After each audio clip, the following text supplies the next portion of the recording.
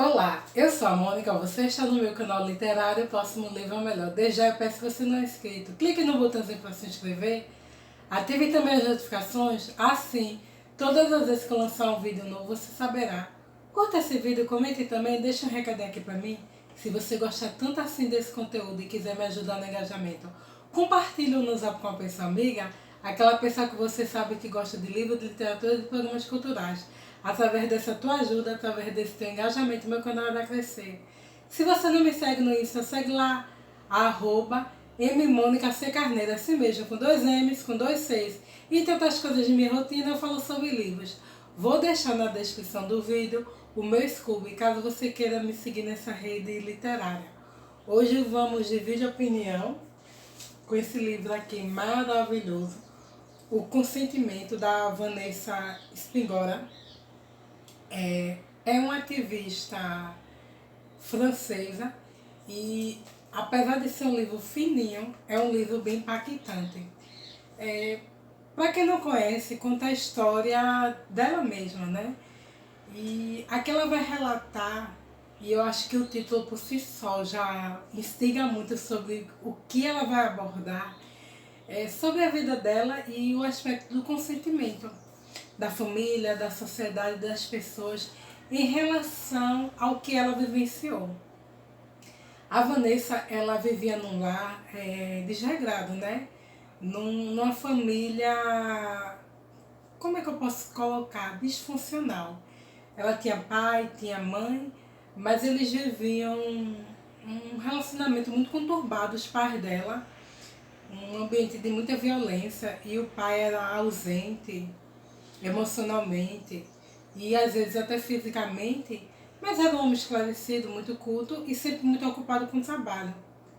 A mãe também era ocupada, mas sofria com esse relacionamento e finalmente ela decidiu se divorciar. E nesse divórcio, essa menina vê a figura do pai ainda mais distante, porque se quando ele vivia com a sua mãe, ele já não era um homem que está muito presente, com o divórcio ele chegou a se afastar totalmente. E isso criou na Vanessa uma lacuna muito grande, um espaço muito grande, né, de solidão, de conflito.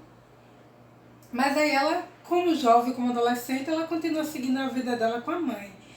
E o livro ele começa a pegar aquele pontinho para a gente refletir sobre o consentimento, num dado momento em que a sua mãe, que era uma mulher culta, esclarecida e trabalhava no meio cultural, literário, ela num jantar com intelectuais, com escritores, artistas, ela leva a filha. E lá a filha está ali quietinha, jantando, e um homem começa a observar aquela menina. E a Vanessa começa a perceber aquele olhar, um olhar mais ousado, mais interessado, mas meio que fica assim, com o pé atrás, né? E entende, não entende. E na verdade, ela só tinha 13 anos quando se deu início a essa primeira investida desse homem em relação a ela. E até a mãe da Vanessa achou que aquele homem estava interessado nela, na mãe, e não na filha. Mas Vanessa não comenta nada, fica na dela. E depois daquele jantar, essa menina ela começa a receber cartas desse homem. Cartas romantizadas, cartas elogiosas. Ele começa a flertar com ela. Mas o que é mais chocante nesse flerte não é o flerte por si só, mas a diferença é a discrepância de idade, porque ela é uma adolescente de 13 anos, ela começou a receber esse flerte de um homem de 50 anos. Daí ela não relata nada à mãe, ela fica calada, ela fica silenciosa em relação a isso, e ela até gosta, aí num dado momento começa a corresponder àquele homem, e eles vão se encontrar.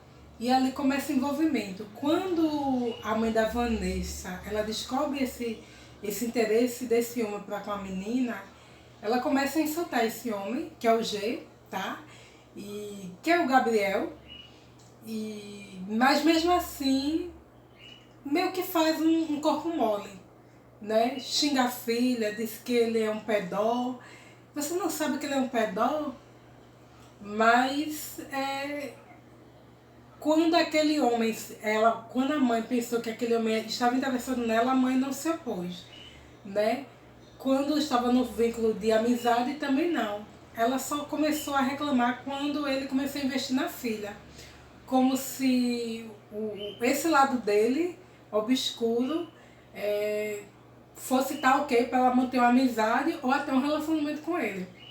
Mas a mãe faz corpo mole e essa menina realmente engata esse relacionamento, né? E eu acho muito chocante pensar que uma menina de 13 anos, ela teve permissão da mãe, do pai eu nem vou falar, que eu acho que foi pior, porque foi totalmente ausente, se afastou dela, da filha, mas com um homem de 50. E essa menina, ela oscila entre momentos bons com aquele homem e ruins. Mas realmente o envolvimento deles começa quando ela tem 14 anos, né? Com aquele envolvimento mesmo sexual. E quando eu fui olhar a questão da legalidade desse ato, lá na França, a partir dos 16 anos, ela já era a pessoa já é considerada emancipada sexualmente. Então seria um tal ok se ela já tivesse 16 anos, né? Eu acho absurdo porque eu acho que pessoas de 16 anos não têm maturidade para ter uma vida sexual ativa. Mas lá é permitido. Mas ele já começou ruim porque começou numa idade que não era legalmente permitido. E aquele homem começa a transformar aquela menina numa musa. Ele faz muito sucesso, apesar das críticas em relação à sua vida, à sua escrita, porque a sua escrita é muito autobiográfica, pelo que eu entendi. Ele fala muito do que ele quer, do que ele acredita, que é pregar essa filosofia da permissão, né? Ele coloca, eu nunca li nada dele, mas pelo relato da autora, ele coloca muito essa coisa da liberdade e do prazer que é um jovem de 16 anos se interessar por uma pessoa mais velha, os benefícios. Quando na verdade sabemos que não tem benefício nenhum e muito pelo contrário, existem sequelas e absurdas e danos irreparáveis em relação a esse tipo de conduta, mas o mote da escrita dele permeia esse tipo de relação. E é chocante porque no decorrer da narrativa da autora, ela fala que achava que era um tal ok porque ele a escolheu, mas o relacionamento é conturbado porque como ele é um pedó, ele, além de se envolver com ela, ele continua se envolvendo com outras meninas. E sempre nega, diz que ela está mudando ele, mas na verdade ele realmente continua com sua atitude de predador. Escolheu ela como principal e tem os outros relacionamentos paralelos. E vez por outra, ela se depara com jovens que vão atrás dele, no apartamento dele. E aí ela briga, ela esperneia, mas acaba meio que aceitando, né? Eu gostei de um aspecto do livro, que assim, da vida da Vanessa, por ela não ter se relacionado com ele durante tantos anos. Eu entendi que o relacionamento durou um pouco mais de um ano, cerca de 2 anos. E apesar de eu achar péssimo isso, foi um período que eu achei assim, graças a Deus, não tão extenso. Ela tem muita dificuldade em seguir com a escola por causa desse relacionamento, em ter uma vida, em se relacionar com amigos, com a própria família, porque ele a oprime muito e ele fecha muito os vínculos dela, né? E ela fica muito restrita à vida dele, à vida com ele. É interessante porque, vez por outra, ele viaja para o exterior, para países como Filipinas, por exemplo, em que a prostituição infantil ela tem é algo mais explícito e é mais tolerado e é menos combatido nesses países. E ele se envolve tanto com homem e com mulheres. A bem da verdade é que ele não se interessa necessariamente pela menina só, né? Ele se interessa pela juventude, ela coloca muito assim. Ele não é apaixonado por mulher, simplesmente, ou por mulheres jovens, crianças, adolescentes. Ele se interessa pela adolescência de uma maneira geral. Então, vez por outra, ele viajava para ter esse envolvimento com meninas. Né? É muito triste pensar nisso, que esse homem passou tanto tempo fazendo isso. Vez por outra, ele era acionado pela justiça, mas não dava em nada. E, finalmente, ela consegue se desvencilhar desse homem. Ela rompe com o relacionamento, mas ela sofre muito porque ela tem surto psicótico, ela tem uma internação, ela passa a precisar de medicação e a vida dela é muito afetada. Os outros anos da vida dela, a vida adulta e os outros relacionamentos que ela vem a ter são muito afetados por causa desse relacionamento abusivo. Quando ela fala sobre os relacionamentos que ela viveu, o que eu achei que foi o mais ok foi um relacionamento que ela viveu com um jovem adolescente como ela antes de conhecer G, antes de se envolver com G, né? Porque era um relacionamento muito de igualdade, para e passou. E é muito chocante tudo que ela fala. Ela tem uma escrita muito sutil, muito leve, mas como ela trata de abuso, o abuso por si só já é muito severo e muito duro. E é interessante porque anos depois, quando ela vai questionar a mãe o porquê dessa permissão, a mãe sempre coloca ela: você era uma menina à frente do seu tempo, você era mais precoce, você era uma pessoa à frente das suas amigas. Né? A mãe meio que faz uma meia-culpa e não endossa que era errada ali aquela permissão. Ela faz citação em relação a algumas obras e algumas personalidades, outras personalidades francesas, e em relação a esse tipo de consentimento. E aí eu quero soltar algumas ideias, né? Quando a gente vai pensar sobre literatura ficcional que endossa essa ideia da pedó, a gente vai pensar em Lewis, com seu Alice no País das Maravilhas. Eu acho que muita gente não sabe, mas estima-se que ele era pedó, e se não praticou, mas a vida dele era muito permeada nesse mundo infantil e da menina e da criança. Inclusive o seu livro foi escrito por causa disso, ele era tutor de meninas. E muita gente não sabe, lê a obra, conhece, admira, mas não sabe que ele tem esse aspecto nebuloso da vida dele, né?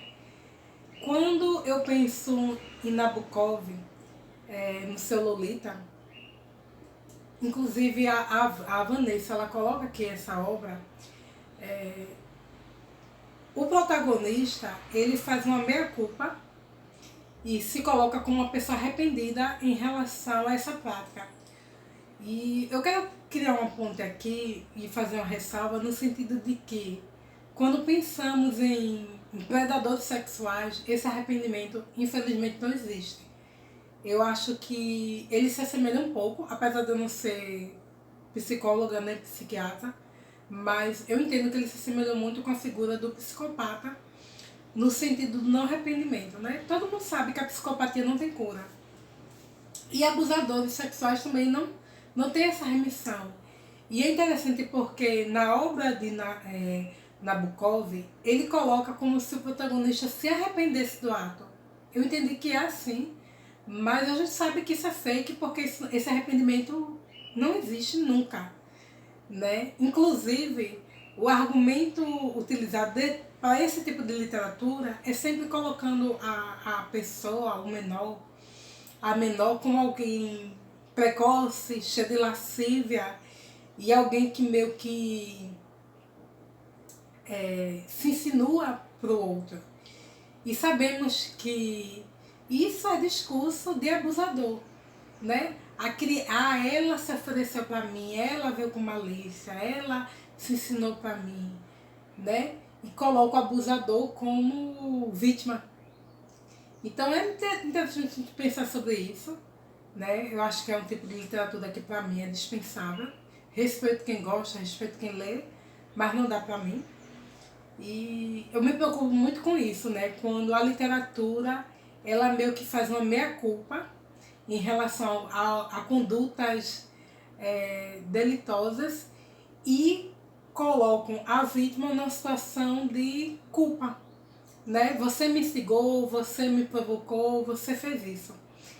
E dentro de aspecto de filósofos, pessoas que acompanham o Gabriel, que ela chama de G, temos figuras célebres que, inclusive, há décadas passadas, fizeram tentativas de minimizar essa prática pedó, no sentido de fazer mesmo documentos e tentativas na sociedade de normalizar esse tipo de prática. E aí, eu vou ser bem sincera, Foucault, que é um filósofo que eu gosto muito, porque ele trabalha aspectos da criminologia e do homem como agente social, endossava esse tipo de discurso. Simone de Beauvoir, que as pessoas idolatram, acho sua escrita pertinente em muitas coisas, mas eu acho que muita gente sabe que ela tem uma vida bem complicada, inclusive como professora de universidade em Paris. Ela assediava muitas alunas, né, alunas que não tinham uma bissexualidade, não tinham uma prática bissexual, melhor falando, e não se interessavam sexualmente por ela, e ela assediava mesmo na moral, perseguia mesmo. Então eu fico me perguntando como um ícone feminino e feminista tão endeusado pela literatura mundial e pelas pessoas quando vamos pensar em coisas tão complexas como os enfrentamentos da mulher em sociedade, liberdades individuais, e as pessoas se esquecem um pouco desse tipo de vida dela meio complicada. Ela foi casada com Sartre e eles vivem uma vida muito assim, a Deus dará, né, de muita liberdade e uma vida muito promíscua. Então, eu me questiono, sabe, se é esse tipo de literatura que eu quero endossar para mim, como fala, como voz. Não vou dizer que, sinceramente, que vou simplesmente refutar totalmente a escrita deles, porque acho que alguma coisa que eles escrevem é muito pertinente, mas é muito difícil a gente desassociar a vida de um escritor, sua vida privada, dessa escrita, né? Eu sempre gosto de jogar aquela coisa. Se não fosse o rico, se não fosse o artista, se não fosse a celebridade, e se fosse o teu vizinho, será que você ia dizer tá ok? E achei muito interessante tudo que ela colocou aqui, experiência dela. Inclusive, ela falou desse processo de escrita, ela é editora lá na França, e ela colocou muito assim, falou um pouco sobre a dificuldade de escrever, de falar sobre essas sequelas, suas dores, o que ela viveu com o G, e os traumas, e o porquê dela ter demorado tanto a se pronunciar. Até porque figuras ainda não vivas, e é complicado falar do abuso, né? Eu acredito que com esse movimento Me Too no mundo e as mulheres escancarando mais essa questão do assédio, fez com que ela sentisse mais coragem para falar sobre essas suas dores e questionar a sociedade. Eu sei que esse livro foi muito aclamado lá na França, inclusive o Gabriel está respondendo aí na justiça. Ele já é bem idoso, mas está respondendo. E é bem interessante, né? É bem interessante. E quando a gente pensa em literatura, em sociedade, eu acho que a gente tem que tomar cuidado, porque se pensarmos na Grécia do passado até os dias atuais, e aí não apenas a Grécia, mas o mundo, eu acredito que sempre vai haver pessoas predadores sexuais. E dentro desses predadores sempre vão ter artistas, intelectuais, escritores que vão querer falar de liberdades e de não vamos reprimir, não vamos proibir, a mulher livre, o corpo é dela, para endossar muitas vezes, até mesmo que de forma velada, o abuso. E desafio assim, cada um de nós, a mim e a vocês que estão me assistindo, eventualmente alguém que vai assistir esse vídeo no futuro, a pensar sobre isso, né? Dentro não só da licitude, mas mesmo da moral, se a gente pode dizer um tal quê para certas condutas. É um livro forte, muito duro, mas eu acho que a sua fala é muito necessária. Super recomendo, gostei muito da leitura. Não imprimiu em mim tristeza. Eu acho que casa muito bem com aquilo ali que a gente acredita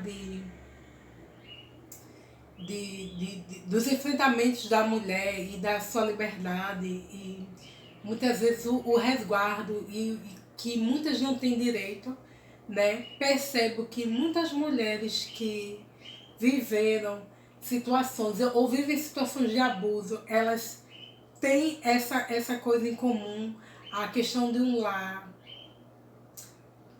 disfuncional, um lar desregrado, a ausência da figura paterna, relacionamentos com os pais muito severos, muito abusivos, pais ausentes emocionalmente, dentro do aspecto de proteção, que desencadeia esse tipo de vida. Né? Inclusive, eu acredito que até principalmente mulheres que vivem de atividade financeira voltada para prostituição, elas vieram de lares desregrados, né? De famílias desestruturadas, porque não é saudável aquilo que deveria ser algo normal na vida de qualquer pessoa, dentro de um consentimento, dentro de uma equidade, de uma paridade entre pessoas, ter essa discrepância de idade, ser violento ou até mesmo mercantilizado, né? Eu achei um absurdo há um tempo atrás, entrou em lei, né? Essa questão de se endossar o profissional do sexo, né? Como se esse tipo de coisa fosse saudável, né? Dentro do aspecto mesmo da saúde e do trabalho, do labor, quando a gente pensa no direito do trabalho, né? Eu acho algo muito injusto, sabe? Eu não endosso todo tipo de discurso, porque eu acho que se a gente normalizar todo tipo de discurso, a gente vai engrandecer, exaltar e aceitar a Bárbara. E a Bárbara nunca deve ser aceita. Eu gostei muito de algumas citações dela, mas eu quero só ler uma para questionar e para deixar aqui a fala da Vanessa para todos nós, quando ela fala sobre esse tipo de relação. Ela diz assim: se as relações sexuais entre um adulto e um menor por menos de 15 anos são ilegais, por que essa tolerância quando ela se refere ao representante de uma elite? Fotógrafo, escritor, cineasta ou pintor. Só posso acreditar que o artista pertence a uma casta à parte, que ele é uma pessoa de virtudes superiores a qual demos um mandato de onipotência, sem outra contrapartida, a não ser a produção de uma obra original e subversiva, uma espécie de aristocrata detentor de privilégios excepcionais, diante do qual o nosso julgamento, no estado de cega estupefação, deve desaparecer. Qualquer outro indivíduo que publicasse, por exemplo, nas redes sociais, a descrição de suas relações sexuais com um adolescente filipino ou se vangloriasse de sua coleção de amantes de 14 anos, teria de enfrentar a justiça e seria imediatamente considerado criminoso. Fora os artistas, só entre os padres assistimos a tal impunidade. A literatura desculpa tudo? Até a próxima, pessoal!